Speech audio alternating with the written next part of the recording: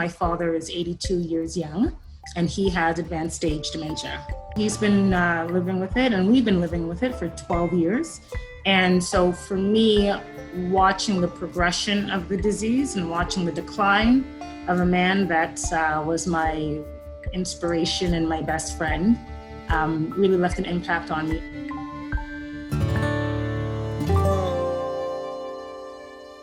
In Canada, there is stigma, obviously, still for people who have dementia, absolutely. We are working on that to erase that stigma. In a lot of cultural communities, that stigma is also magnified, right? Things like mental health is often seen as something that's really taboo. You don't talk about it, no one has it. You kind of shun that family member and ostracize them either from the family or the community. And then these people end up living more in more isolation. So there's a couple of factors why, health for all isn't experienced the same way. And I think if we truly want to be a society of inclusion and a society of better health for everyone, we need to be aware of these differences and need to be able to support these differences.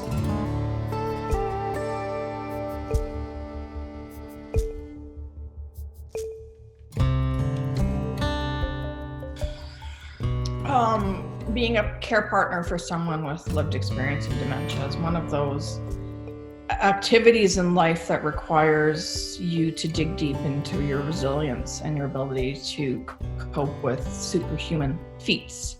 One of the projects that we're just at the beginning of working on is working with Indigenous caregivers to co-design what a support group would look like that is not a support group like is done currently in Saskatchewan for persons who are care partners of those with dementia, but one that incorporates cultural practices, maybe a ceremony, for instance, at the beginning of the support group.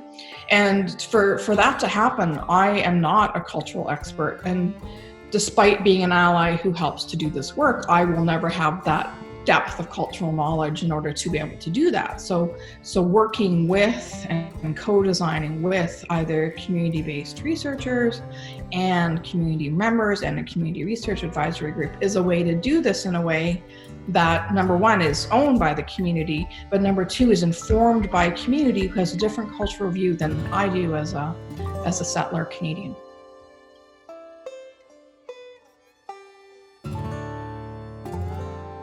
The real benefit of research is not just having this information and holding it unto ourselves. Absolutely not.